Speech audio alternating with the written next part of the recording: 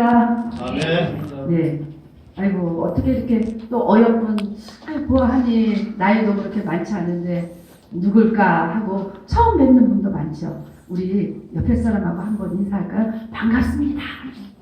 작은 말씀. 반갑습니다. 반갑습니다. 네. 저는 정말 김강모 목사님 때문에 이 자리에 섰긴 했지만 좀 두렵고 떨립니다. 그러나 하나님의 주신 담대한 마음으로 잠잠히 말씀을 전하려고 합니다. 마음을 열고 저를 보지 마시고 저와 함께하는 하나님의 은혜 그 음성을 들으시기를 바랍니다.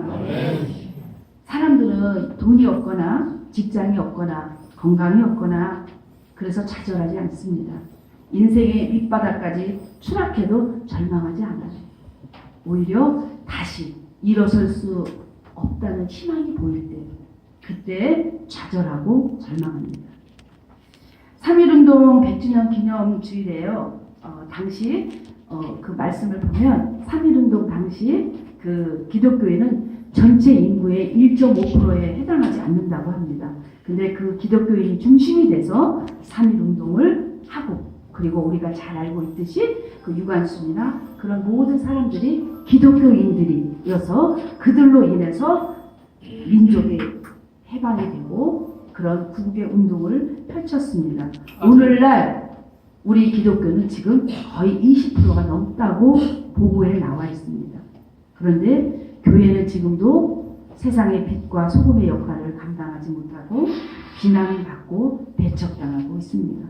더 이상 나라의 민족의 희망이 아니라고 이렇게 얘기하는 사람들도 있습니다. 오늘 우리가 모인 것은 희망을 말하기 위함입니다.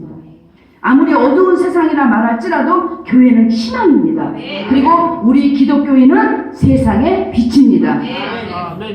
1.5%의 기독교인이 나라를 살린 것처럼 이제 우리 각자가 주어진 환경 속에서 최선을 다하고 다시 기도하고 말씀으로 돌아간다면 우리 때문에 나라가 살 줄로 믿습니다. 아멘. 오늘 느헤미야의 말씀을 통해서 우리가 몇 가지 알아보고자 하는데요. 이 느헤미야를 알려면 원래 에스라서를 봐야 합니다. 원문에 보니까요. 이 느헤미야는 에스라서와 원래 일체본, 합본이었는데 그것이 후대에 내려오면서 에스라하고 느헤미야하고 이렇게 분리가 됐다고 합니다. 그래서 느헤미야를 이해하려면 에스라서를 잘 보고 이해를 하셔야 느헤미야의 모든 배경들이 이해가 됩니다. 간단히 얘기하면 이 유다 왕국이 강대국 바벨론에 의해서 멸망하고 많은 수의 유대인들이 바벨론의 포로로 끌려갑니다.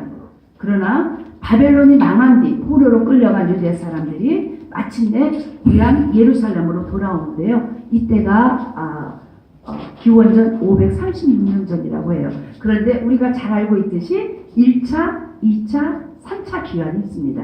1차는 수르바벨이라는 지도자를 따라서 약 5만 명 정도가 다시 귀환을 하고요. 그리고 이때 1차 귀환했던 이 유대인들이 끈질긴 이웃 민족의 끈질 방해에도 불구하고 무너진 성벽 재건에 성공을 합니다. 그리고 난 이후에 2차 에스라에 의해서 두 번째 그 유대 민족들이 예루살렘으로 귀향합니다. 그리고 우리가 잘 알고 있듯이 에스라가 도착해 보니까 먼저 와 있던 유대인 귀환자들의 성벽을 재건해 놓기는 하지만은 그 후손들이 다시 하나님을 모르고 우상을 섬기는 민족들과 혼인을 하면서 말할 수 없는 타락과 부패의 현장을 에스라가 봅니다. 그리고 난 이후 이 에스라가 다시금 하나님의 말씀을 망각한 데 있다. 이런 정말 구국의 그 열망을 가지고 백성들을 다 모아놓고 피를 토하는 심정으로 하나님의 말씀 율법서를 낭독할 때 그때 회개의 역사가 일어납니다. 에스라는 하나님의 사람 70년간의 포로 생활로 잊혀진 하나님의 말씀을 다시 가르쳐주기 위해서 자기 민족의 철저한 회개로 인한 부흥과 회복을 체험하기 위해서 평생 노력한 사람입니다. 그래서 이 에스라 때문에 2차 기환이 되지만 지역에 이 성들은요 돌로 된 성벽에 둘러싸여 있어요. 그래서 보초를 세운 성문은 성을 출입하려는 모든 자들을 살펴서 출입을 통제하는 그런 역할을 했지만, 이 성벽은 그곳에 사는 사람들의 생존을 보장하는 그런 중요한 보호막 역할을 합니다. 그리고 이 성벽이 있다는 것은 그 나라에 정치적인 자주권이 있다는 것을 보여주기도 해요. 그런데 포로 생활에서 고향으로 돌아온 유대인들은 이 성벽이 없는 예루살렘에 살았던 까닭에서 집 없는 아이처럼 이웃주의 민족의 무시와 천대를 받았고, 그리고 빈번한 공격에 노출되어 있기 때문에 성벽이 없으니까요 항상 노상 종들이 와서 마을을 불사르고 재물을 훔쳐가고 하는 통에 농사도 제대로 못 짓고, 그리고 하나님께 제대로 예배를 드릴 수 없는 그런 상태가 되었어요. 에스라가 다시 2차 이 유대 민족이 돌아온 그 이후 약 12년이 흘러갑니다. 그때 이 불쌍한 유대인들을 향한 하나님의 구원의 손길이 전혀 뜻밖의 곳에서 들립니다. 이 무렵 예루살렘부터 약 한 1,000km가 떨어진 그 페르시아 왕국의 수산성에 당시 느헤미야는 잘 알고 있죠? 직업이 뭐예요? 술관원이에요. 예. 이 아닥사스다 왕은 에스더를 왕으로 삼았던 아하수에로 왕의 아들이고요. 당시 이 아닥사스다 밑에서 느헤미야는 술관원의 벼슬을 받고 있었어요. 당시 술관원은요, 요즘의 비서실장에 버금하는 중요한 위치의 벼슬에 있는 사람이고요. 공식 석상이나 사적인 자리에도 늘 동행했기 때문에 그의 그 해박한 지식 또는 세련된 매너, 또 탁월한 순발력, 이런 여러 가지를 갖춘 느헤미야가 그 자리에 동행했습니다. 왕과 늘 대화를 하고요. 왕의 중요한 일에 조언을 구한 일이 많기 때문에 이 술관원은 박식하고 지혜로워하고 과묵하고 정직한 인격을 가져야 하는 아주 중요한 자리에 있지요. 불같은 아닥사스다 왕이 느헤미야에게 이 중요한 업무를 맡았다는 것은 이미 느헤미야가 중요한 인물이 아니라는 것은 우리는 이 본문을 통해서 알 수 있습니다. 그런데 중요한 건 그거예요. 느헤미야는 좋은 위치에 있으면서도 항상 늘 자신의 민족과 하나님을 잊지 않았다는 거죠. 관심이 그것에 있다는 거죠. 그래서 예루살렘을 다녀왔다는 두세 사람을 들었어요. 그 사람들을 왕궁에 만났어요. 그 중에 하나가 자기 동생인 하나니아인데, 그 하나니를 통해서 처참한 그 예루살렘, 그 성벽이 무너지고 노상 약탈에 시달리고 그렇게 비참한 생활을 하는 자기 민족의 생활을 듣습니다. 그때 이 느헤미야는 가슴이 찢어지는 고통을 느낍니다. 털썩 주저앉아서 땅을 치며 웁니다. 그리고 수일 동안 슬퍼하며 금식하며 기도하며 보냅니다. 느헤미야서는요, 우리에게 참으로 많은 영감을 줍니다. 그것은 뭐냐? 우리 인생에 엄청나게 큰 터닝 포인트가 되는 사건도 어느 날 갑자기 매일의 평범한 순간에 온다는 사실입니다. 여러분은 어떻습니까? 그냥 평일이지만, 늘 똑같은 그런 생활이지만 하나님이 언제 어느 때 너희에게, 우리에게, 우리의 관심이 늘 그 하나님의 나라와 하나님의 그 뜻에 있을 때 우리를 통해서 어떤 역할을 할지 모릅니다. 하나님의 사람의 인생 속에 결코 우연은 없습니다. 베드로, 요한, 야고보도 그랬고 모든 사람들이 다 하나님의 부르심을 받았습니다. 우리도 어느 때인가 정말 기대치 않았던 어떤 순간에 평범한 일을 하면서 평범한 장소에서 평범한 대화를 하는 중에 하나님의 부르심을 받을 수 있습니다. 그러므로 우리는 깨어 있어야 될 줄로 믿습니다. 하나님의 인도하심에 늘 오픈되어 있기를 주님의 이름으로 축복합니다. 느헤미야서를 통해서 알 수 있는 건 세 가지인데요. 하나는 하나님이 주시는 영적 부담감이 있다는 거예요. 느헤미야는 늘 아까 얘기했던 것처럼 늘 자기의 관심은 온통 페르시아에서 이제 먹고 사는데 아무치자 못고 그저 넉넉하게 살고 내가 이 땅에서 이렇게 살지만 그의 관심은 다 예루살렘에 있었어요. 자기 민족에 있었어요. 우리도 마찬가지예요.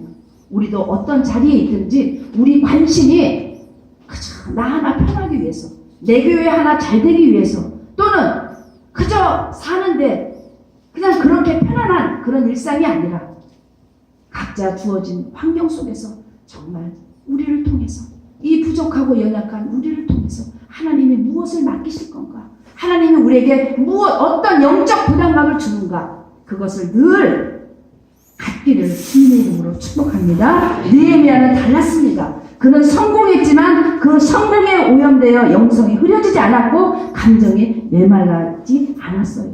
그래서 대제국의 왕의 총애를 받는 높은 자리에 있어도 그는 호의호식하며 편하게 지내지 않고 사랑하는 고향과 백성들을 잊지 않았습니다. 그런 숭고한 열정이 저와 여러분에게도 있기를 주님의 이름으로 축복합니다. 둘째는요, 느헤미야는 그 안타까운 소식을 듣고 금식하고 수일 동안 슬퍼하며 가슴을 찢고 주님 앞에 기도했습니다. 일생일대의 기도를 했습니다. 우리도 그런 적이 있습니까? 언제부터인가 이미 우리 감정이 메말라 있지 않습니까? 우리 영성이 있지만 언제부터인가 너무나 우리 눈에 보이는 하나님의 그 많은 정말 하나님이 함께 하시지 않으면 하나님 이 일을 할 수 없습니다 라고 고백을 하지만 정말 느헤미야처럼 내가 모든 생사를 다 내어놓고 하나님 앞에 기도하는 그런 그 영성을 다시 한번 회복하기를 주님의 이름으로 축복합니다. 몇 날 며칠 잘못 이루며 곡기를 끊고 괴로워하던 이 느헤미야가 이제 기도한 이후에 하나님 앞에 일생일대의 기도를 하면서 이제 하나님 앞에 응답을 받고 내가 저 무너진 성벽을 재건하기 위하여 다시 예루살렘으로 돌아가기 위하여 내가 할 수 있는 일이 무엇인가 하나님과의 응답을 받고 그 다음 일을 시작합니다. 역사의 새벽을 깨운 모든 영적 지도자들은 다 위대한 기도의 사람이었습니다. 느헤미야도 마찬가지예요. 느헤미야에서에 보면 느헤미야는 1장부터 기도로 시작해서 13장까지 기도로 끝낸 사람입니다. 총 13장의 가운데 12번의 느헤미야의 기도가 등장합니다. 우리가 일할 때는 우리가 일하지만 우리가 기도할 때는 하나님이 일하신 줄 믿습니다. 그런 하나님을 믿고 우리도 함께 기도하기를 바랍니다. 느헤미야는 하나님의 위대함을 선언했어요. 오늘 나오진 않았지만 하늘의 하나님 여호와와 크고 두려우신 하나님이여, 큰 환난에 직면한 사람들에게는 크신 하나님의 도우심이 필요합니다. 이 무너진 성벽을 재건하는 이 일이 얼마나 어렵고 얼마나 힘든 일이라는 것을 알기 때문에 느헤미야는 절대절명의 이 순간에서 하나님의 도우심을 믿고 기도한 줄로 믿습니다.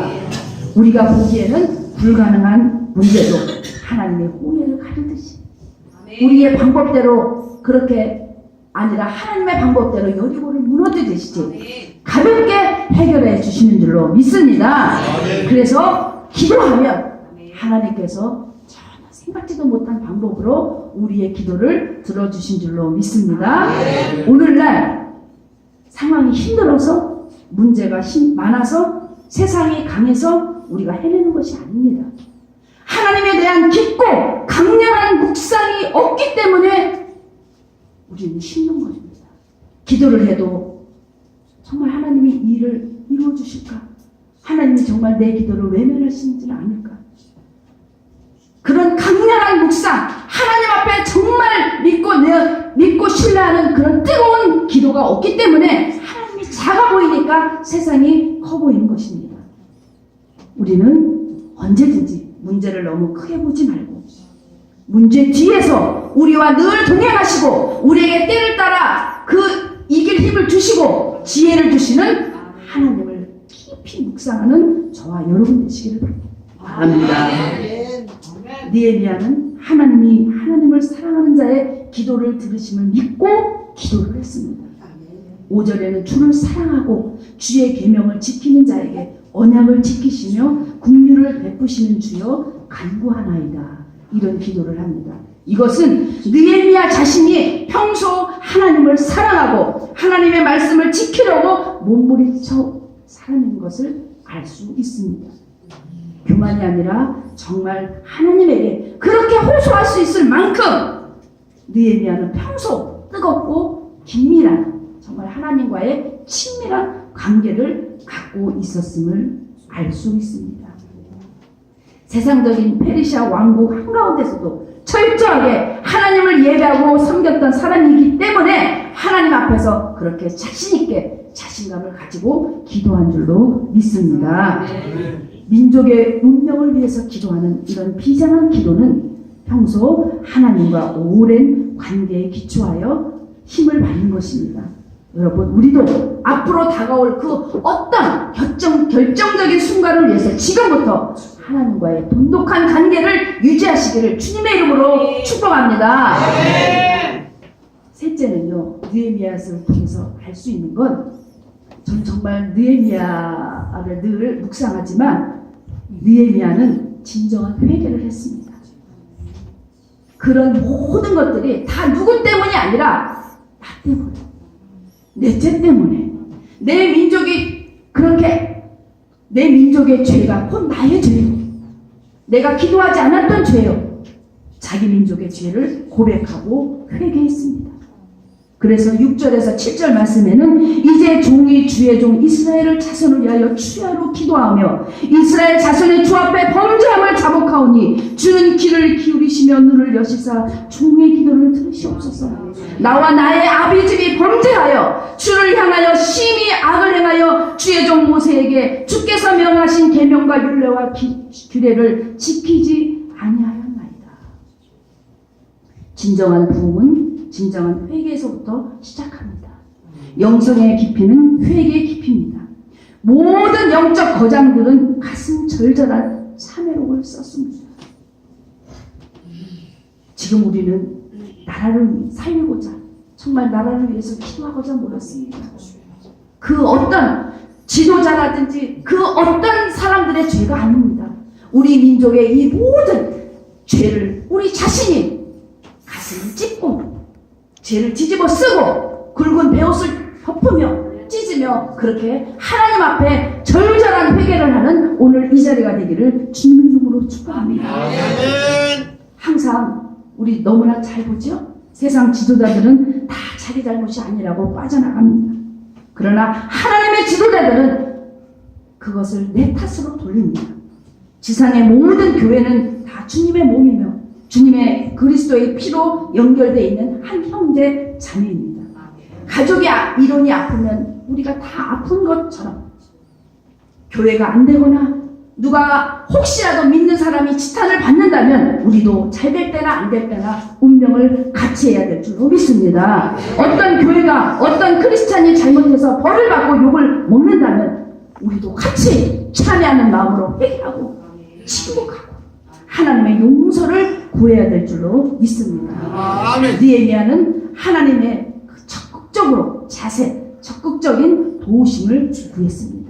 11절 마지막 보면 오늘날 종으로 형통하여 이 사람 앞에서 은혜를 입게 하옵소서. 이 기도는 뭐냐? 느헤미야는 이제 자신이 해야 할 일을 알았습니다. 성벽 재건의 일을 하려면 어쨌든 왕 앞에 나가야 됩니다. 근데 이 왕 앞에 나가는 것은 다시금 왕이 했던 모든 일에 다시 제 얘기를 할 때는 이미 죽음을 무릅쓰고 나가야 합니다. 그런 마음으로 정말 하나님 앞에 도우심을 간절히 구하고 죽음을 무릅쓰고 주님 앞에 그 왕 앞에 나갔습니다. 그리고 느헤미야서에 자세히 나와 있습니다. 왕 앞에 어떤 물자를 주시고 어떤 인원을 동원해 주시고 제가 그 예루살렘에 갈 때까지 모든 것을 다 보호해 주십시오라고 왕 앞에 신호를 합니다. 헌신은 열정만으로 되는 것이 아닙니다. 하나님이 주시는 지혜의 방법이 필요합니다.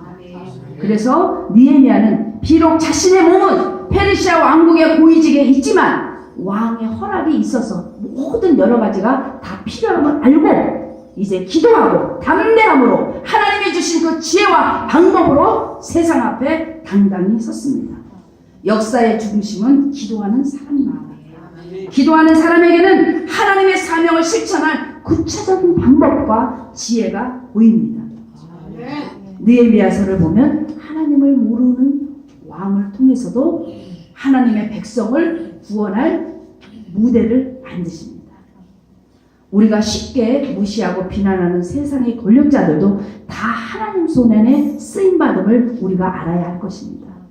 그래서 역사의 중심은 오늘날 청와대라든지 국회에서라든지 아닙니다. 오히려 기도하는 느헤미야처럼 오히려 역사의 중심에서 하나님께서 우리를 통해 이 기도하는 국국을 위해서 기도하는 저와 여러분을 통해 하나님의 지혜와 방법을 알려주시고 세상의 중심에 우뚝 서시는 줄로 믿습니다. 우리 모두에게는 각자 하나님께서 부르신 자리가 있는 줄 믿습니다. 느헤미야는 지금까지 많은 노력으로 지금의 이 자리에서 성공했지만 이제 그 성공의 힘을 이용해서 하나님의 일을 해야 할 시점이라는 것을 알게 됩니다.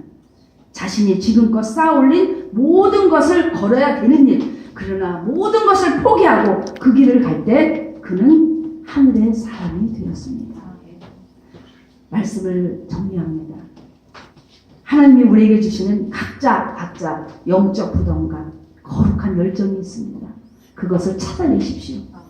오늘 이 자리에 있기는 반드시 우리에게 하나님이 맡겨주신 사명이 있는 줄로 믿습니다.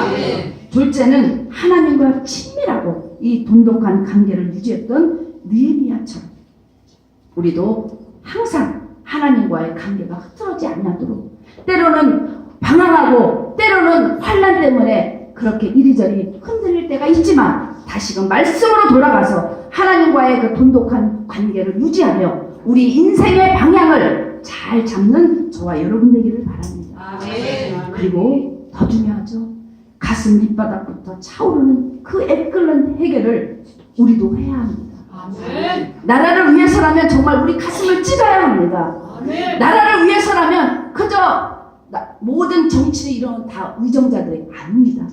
우리가 기도로 도울 수 있고 기도로 이 혼탁한 너무나 많은 이념으로 가득 찬 이 혼탁한 세상을 밝힐 수 있는 것은 오직 하나님뿐입니다. 하나님의 말씀뿐입니다. 그 말씀을 의지하는 저와 여러분 되기를 바랍니다. 여러분이 성공하셨다면 여러분이 지금 주어진 그 자리와 권위와 권세가 있다면 그것을 하나님을 위해서 쓰시는 저와 여러분 되기를 바랍니다. 지금 나라는 참으로 총체적인 위기입니다. 저는 정치도 모르고 사회도 모르고 잘 모릅니다. 그저 하나님 앞에 감사하고 순종하며 나왔더니 오늘 이런 영광된 자리도 하나님께서 이렇게 서게 해주셨는데 저에게 이런 그 열망하는 이런 마음, 거룩한 마음을 주시는 또 저를 통해서 하나님께서 기도하게 하시는 또 다른 어떤 부담감이 있는 줄로 믿습니다. 우리가 날마다 매월마다 이렇게 한 달에 한 번씩 만나지만 그저 와서 얼굴 보고 그러신 분은 없겠지요. 식사하고 가시진 않지만 우리 한번 다시 한번 정말 이 나라와 이 모든 흥망성쇠가 정말 우리 기도에 달렸다. 하나님의 말씀으로 다시 돌아가야 된다. 그런 마음으로 뜨겁게 기도하는 이 시간 되기를 바랍니다. 그래서 하나님이 처음부터 우리나라를 선택하시고 우리나라에 복음을 전하신 그 많은 선열들의 피가 안타깝지 않도록 다시금 선교의 강국이 되게 하시고 잃어버린 복음의 본질을 찾을 수 있도록 우리 함께 뜨겁게 기도하는 이 시간 되기를 주님의 이름으로 축복합니다. 아멘. 아멘.